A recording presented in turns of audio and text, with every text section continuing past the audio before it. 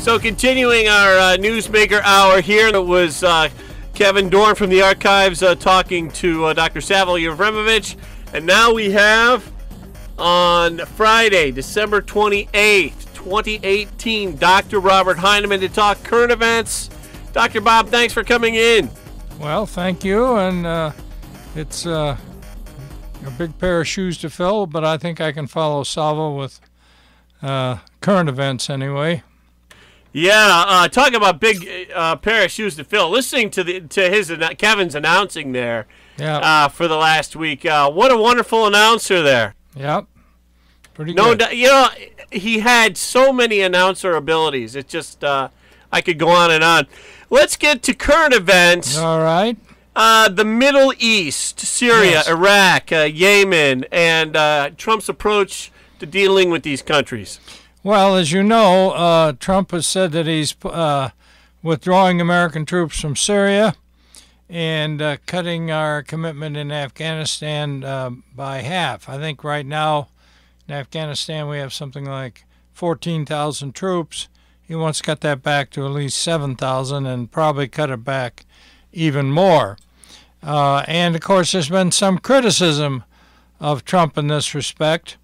But the fact of the matter is, I think what we're dealing with here is a fresh perspective on a problem that the United States is going to have for a long, long time. And we might go back to the Kennedy-Johnson administrations with the whole Vietnamese situation, in which Kennedy and Johnson, neither one could handle the American military, whose answer to our involvement in Vietnam was to simply pour in more troops. So we started out with observers and advisors, and eventually we ended up with, I think, 500,000 American troops there. We lost 58,000 American dead for no reason at all. Absolute waste, a huge, huge tragedy. Were LBJ and JFK on the same exact page? No. I didn't think so, because I remember that line that Kennedy had about it's their war, they're the ones that have to fix it, and then Johnson was, full steam ahead. He didn't say that, but that's what he did. The Kennedy revisionists continually try to make the case that somehow he would pull us out of Vietnam. I mean, that's pretty hypothetical, to put it mildly. But at any rate, the point is the military's answer tends to be just pour in more troops. And we should have learned our lesson in Vietnam, and I've made this point again and again. After the war, one of our generals was talking to one of their people and made the point that, the United States troops were never defeated in Vietnam. They won every battle that they went head-to-head with the North Vietnamese and the Viet Cong. But the Vietnamese general said, yeah, well, what difference does that make? We're still here, buddy. And that's the situation you have in the Middle East. Now, this is compounded by our global technology and reach of terrorism and the ability to set up terrorist camps anywhere in the world, really.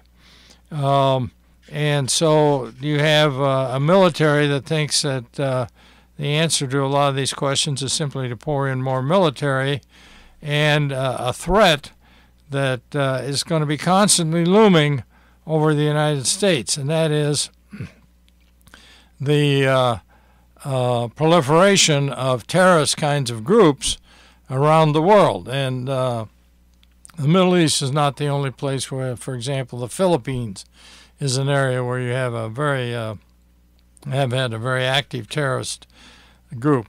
Fortunately, most of these groups don't have the capability to launch missiles or undertake terrorist attacks in the United States, at least yet.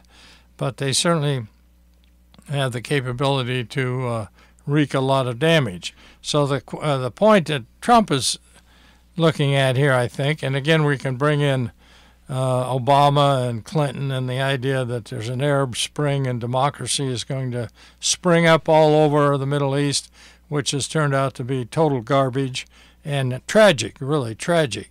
So somehow you got to think outside the box here, and that's what Trump is doing. He's basically telling the military, "Hold it, we're getting out of here. This is an endless situation.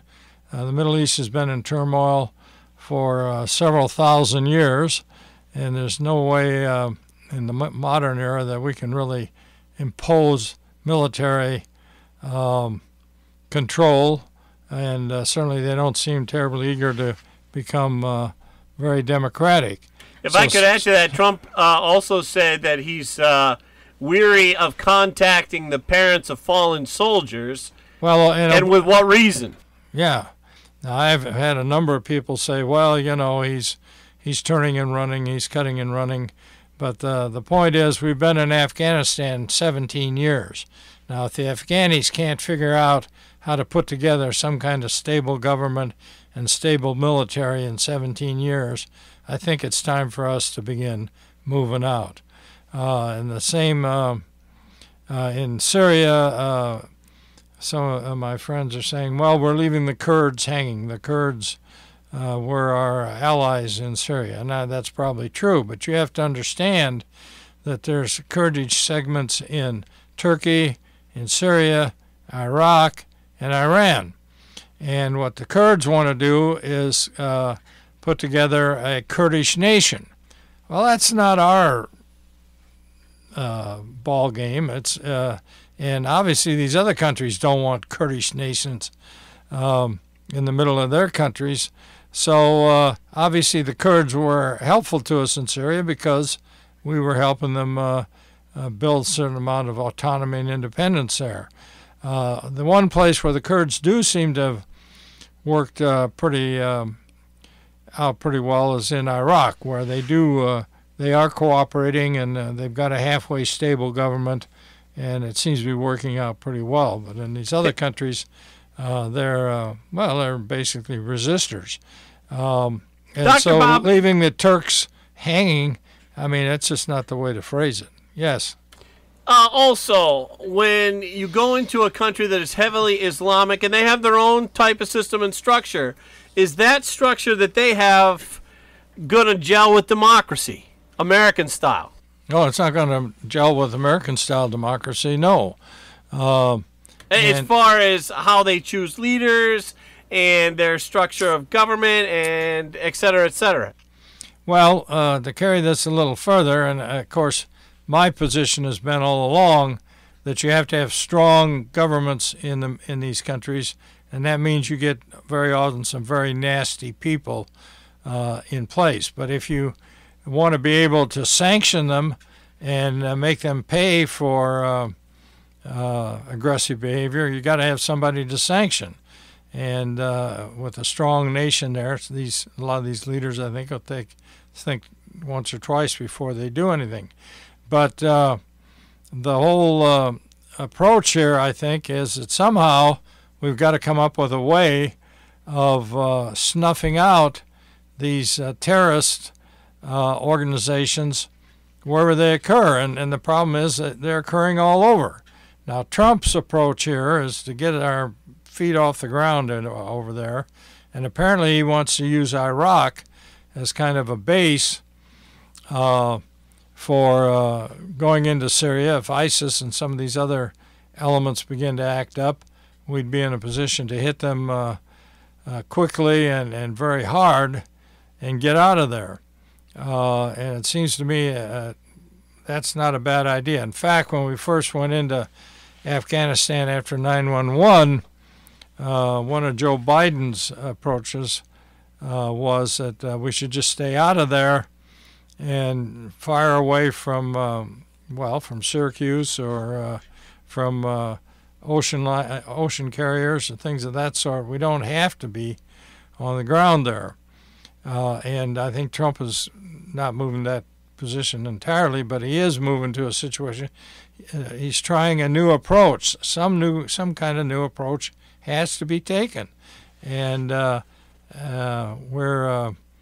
you looked at the countries we're in, I mean, I forget how many there are. It's a huge number of countries where we have special forces troops operating, And it's just amazing. In Somalia, for example, and I was watching the other night, some aid group over in the Congo was trying to provide aid, I think medical aid, one sort or another. And the woman says, you know, over here in the far reaches of the Congo, we've got something like 24 different, and she didn't call them terrorist groups, but dissident groups operating here.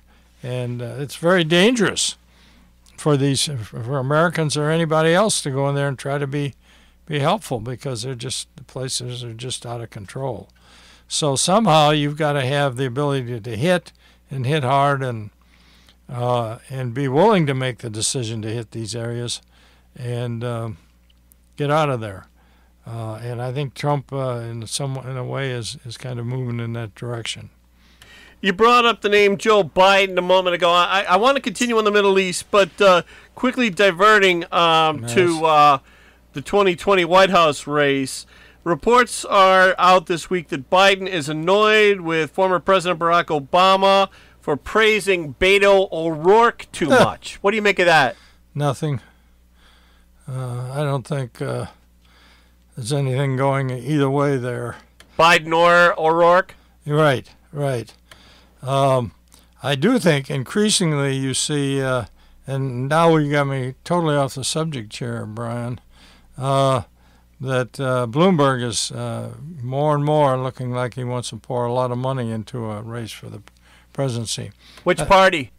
Well, that's an interesting question in the sense that I think Bloomberg is thinking that somehow Trump is going to totally disassemble and that the country will be hungry for some kind of leader that is more moderate and less aggressive and confrontational, etc. On the other hand, your chances of getting, large containers of soda pop and such is going to drop off dramatically if Bloomberg were to become president. Ugh. Wouldn't be the worst thing in the world, but he really does have a.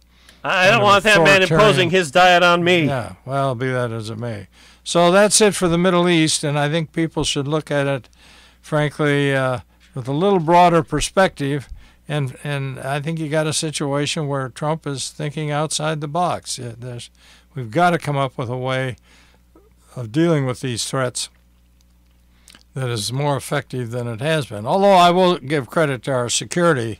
We have been really pretty effective in keeping Americans safe. A lot more effective, frankly, than the British, the French, the Spanish. In the domestic U.S., you're talking now. Yeah, because they've had some huge terrorist attacks in some of those other countries. Germans pretty good at keeping things under control so far, but in that sense, but somehow you've got to hit these things at their roots, and it seems to me that's the most effective way to deal with them. But if you got somebody in the White House that isn't willing to make the decision to act, why then these things just grow. We talked for a moment about presidential politics. If I was Tom Perez, the DNC chair, I would be seriously thinking about New Jersey Senator Cory Booker. Would you? Something like that with Cory Booker. It may be possible.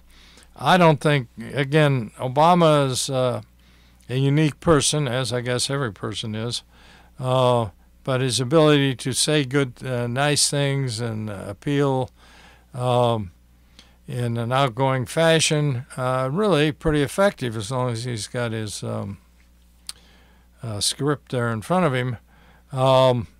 So in that sense, I think he was pretty effective. I don't know if this Cory Booker can pull that off.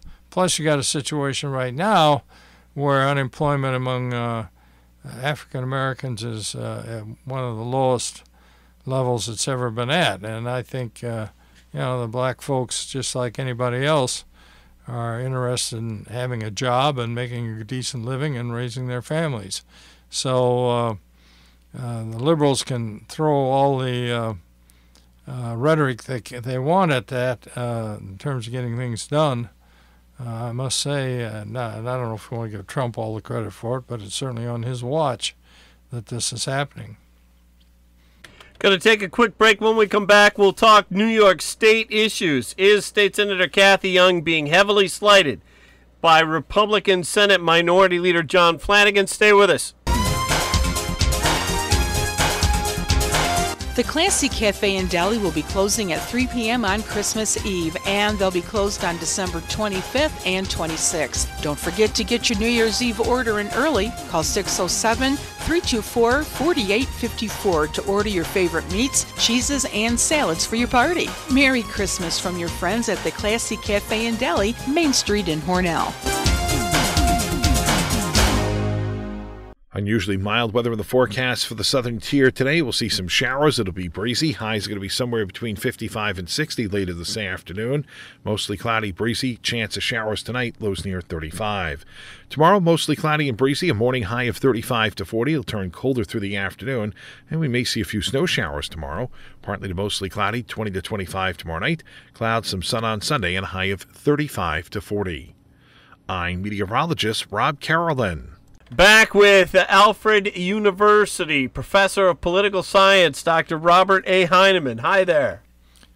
Well, hi, Brian. Thanks for coming back. Yes, I just stepped out for a moment or two. Yes.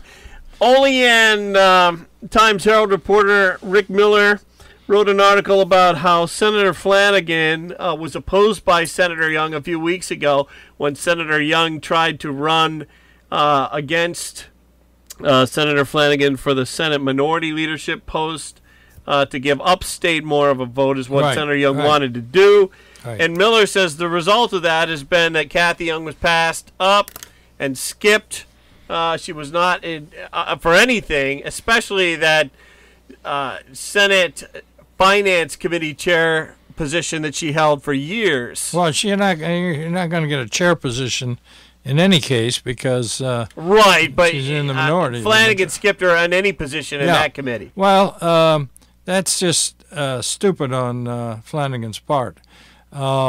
Years ago, when Shelley Silver was milking the state for all he could get, there was a revolt against him in the assembly, and it came very close, frankly, to unseating him as Speaker of the Assembly.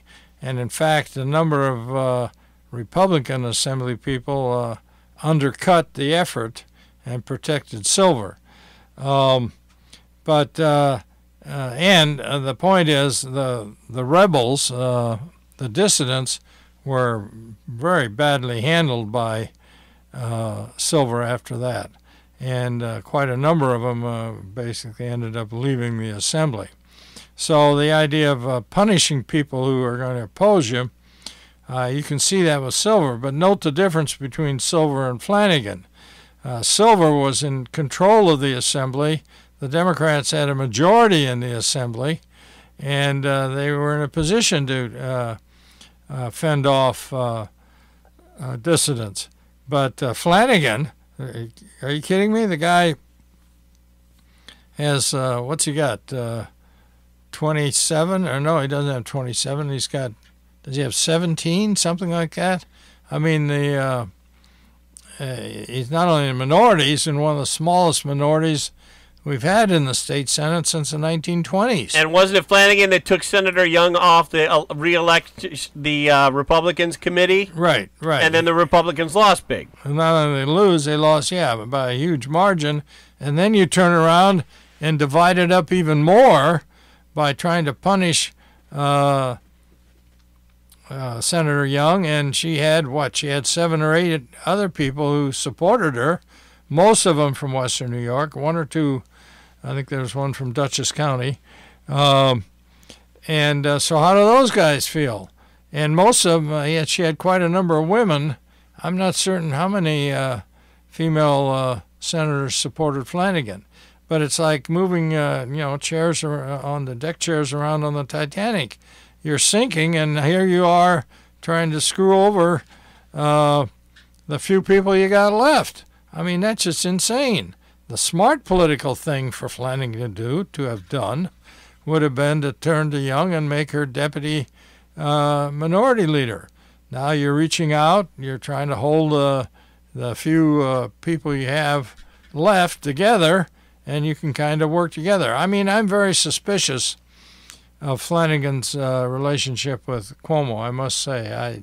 The whole thing is pretty strange. In the meantime, as you predicted, Senator Young has become has gotten into the role of the upstate conservative spokesperson. She's taken to Twitter and Facebook and has been heavily critical of downstate State Senator Kevin Parker. I don't know if you followed that. A Republican Senate aide made a comment about Senator Parker parking illegally with his car. No, so Senator Parker issue. got ticked off, and he wrote on either Facebook or Twitter to that GOP aide, "Kill yourself!" ! Then he apologized. Then he started arguing with her after he apologized. Yeah. And Young has been speaking out against that. Yeah. Well, there's some real jerks in there. There's no two ways about that, especially when you get these guys from some of these districts where they've been there for years and years and years. It's a pretty nasty environment. So in any case, I just think it's stupid what Flanagan has done, and let's hope Senator Young is able to put together a position where she becomes a reasonable spokesperson and somebody that people will want to listen to and want to talk to when they want a different point of view, because there's not going to be much change in terms of opportunities for criticism of Cuomo and the Democrats coming down the pike. On the other hand, the Democrats have a real problem on their hands, both in the Assembly and in this bunch in the Senate, because you got some strong liberal, what we might call progressive types, although I think that's kind of a misnomer. They got all kinds of wild ideas that they're going to try to push through. So in that sense, you might be better off standing back and let the Democrats cut each other up pretty well. And I don't know, Heastie, who's a Speaker of the Assembly, I think is a pretty capable guy. I don't know about this. What is it, Stewart Cousins? Is that the name of the lady? Andrea Stewart Cousins. Yeah. Whether she'll be able to hold the Democrats together there in the state Senate, I don't know. I don't know much about her as far as organizational stuff goes. Right. I can tell you that she's very hyper liberal, wants more abortion laws, and you name it. If it's far left, she's pushing for it. Well, and then this puts Cuomo in a pretty awkward position. I noticed on the web, and I'm not certain if this piece was accurate or not. I should have checked it closer. They said, this particular piece said that the single-payer health insurance approach lost by one vote in the New York State Legislature last time around. Now, I'm wondering if they've confused that with the one vote loss in the State Assembly or whether it was the entire. I can't believe that the Senate Republicans would have supported that. But if it's that close, and then Cuomo, I don't think Cuomo wants single-payer health insurance. Not from what he said. No, it's going to would cause all kinds of problems. But there are certainly people in the Assembly and in the Senate that do, and we'll just have to see how that works its way out. Dr. Bob, we got to go. On a Monday Newsmaker, we're going to continue the Kevin Doran series. Dr. Bob, it's going to be Kevin Doran talking with a New York City writer from 1987 talking about Afghanistan in 1987. So, it's been on the agenda quite a while then, huh? Yeah, it's a very interesting show, and hope everybody tunes in. Thanks for stopping by, Doc. Well, I'm happy to be able to work it into my schedule, Brian. Happy New Year. Yeah, same to you and same to the folks out there.